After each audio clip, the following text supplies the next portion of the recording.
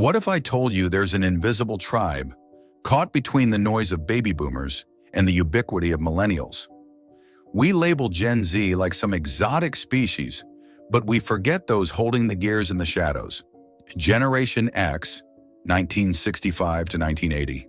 They are your colleagues who never complain, your parents with that haunting silence.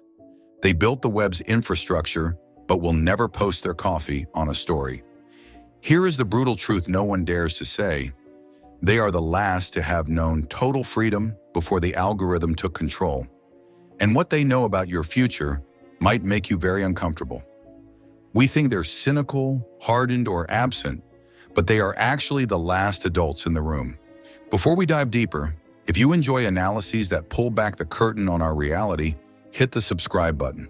It's the best way to support independent content like this. Get ready. Understanding their psychology is understanding why our society is still standing, for now. Their psyche is a mystery forged in radical isolation. Picture this. It's 1978. You're 8 years old. You walk into a pitch-black house. No smartphone, no video surveillance.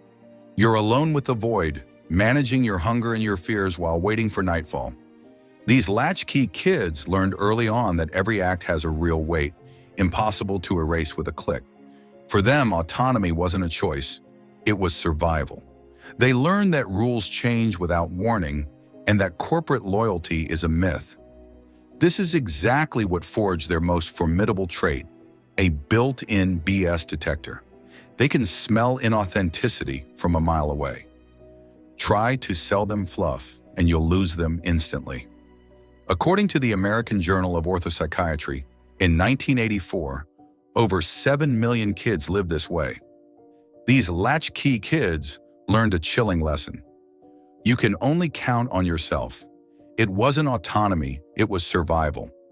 They understood early on that every act has a real weight, impossible to erase with a click or an excuse. Back then, parents weren't friends. Rules dropped without debate or empathy. You didn't manage emotions, you managed facts. It was sink or swim. Psychologists call this a high contingency environment. In short, immediate action, immediate consequence. This wired their brains for permanent anticipation, making Gen X almost psychic today. They watched their parents preach morality while breaking divorce records in the 80s.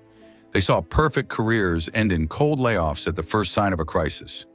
You call them cynical, they prefer realist. It's defensive pessimism. They learned that the rules of the game change without warning. Their emotional shell isn't a rejection of others. It's a bulletproof vest. They hope for the best but are already packed for the worst. If they're absent from social media, it's not tech ignorance, it's protective instinct. They were born when privacy was a sanctuary. A youthful mistake stayed a parking lot memory, not an eternal digital archive. For them, exposing your life online is an aberration, a useless risk. Their dogma is simple. The less they know about you, the less they can hurt you. To survive, they turned irony into a heat shield, laughing at tragedies before the pain could settle in. Remember, they grew up with the nuclear threat as background noise, while teachers told them to hide under wooden desks to survive the atom. Facing the absurdity of adults, they learned to doubt everything and keep their distance. But this detachment hides an incredible strike force, a silent, almost archaic work ethic, forged in the odd jobs of the old world. Paper routes at dawn, cash registers where you calculated change in your head. It wasn't for the CV, it was a baptism by fire. They have zero loyalty toward corporations, having seen their fathers crushed by downsizing, but they have fierce loyalty toward their own skills. They know that when the storm hits, only the one who can fix the engine survives. The X paradox is a wild independence mixed with trench solidarity. They'll never ask for help. That's a sign of weakness. But if you're sinking, they'll be there, without a word, without a hero selfie. Their friendships are blood packs born from parental absence, and their relationship with authority, it's sharp. They respect expertise, not the title on the door. A fancy title without competence, they'll ignore you completely. They grew up to the rhythm of Watergate and health crises managed by liars. Economically, they took every hit. the dot-com bubble for the youngest, the 2008 crash for the elders. The result? They stack multiple income streams out of pure mistrust of the future. Nothing is permanent, especially not stability. This is exactly what forged their most formidable trait, a built-in BS detector. Having grown up bombarded by aggressive 80s marketing and hollow TV promises, they can smell inauthenticity from a mile away. Try to sell them fluff or overacted emotion, and you'll lose them instantly. In a world of digital filters, their compass always points toward what is raw and real. This autonomy sometimes borders on anxiety. The Journal of Adult Development notes they rarely seek social support during stress. To ask is to fail.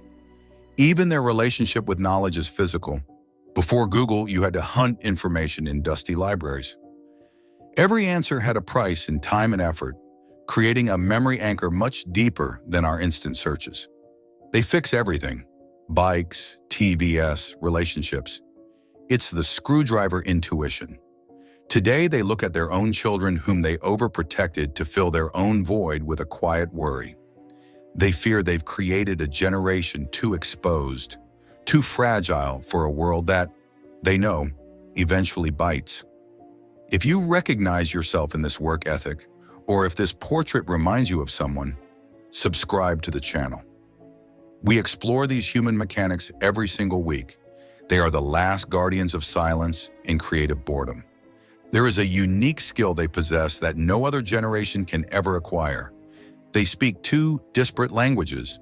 They are the only ones who understand the necessary slowness of the analog world, the waiting, the patience, the disconnection, while fully mastering the velocity of the digital age. They are the cultural translators of our time. Without them, the dialogue between the past and the future would be broken. They aren't just a bridge. They are the memory keepers of what it meant to be human before everything became a data stream. Gen X is the bridge between two worlds, the one dying and the one accelerating. They are the invisible glue of our society, the ones doing the job without waiting for a like. They don't care about your gaze, and that's perhaps their greatest superpower. If this analysis stirred something in you, subscribe. To support this deep dive work, click join. Your support is our engine. That is their signature, not giving a damn what you think of them. But let's talk about it. If you're part of this generation or live with one, do you recognize yourself in this portrait? Share your stories about those days coming home to an empty house. If this analysis shed new light on those around you, subscribe and hit the bell. It's the best way to support this research and not miss our next psychological dives. And if you want to understand how other generations were shaped by their era, watch the video on screen now. We break down the hidden side of another tribe in our world. Thanks for staying until the end. See you in the comments.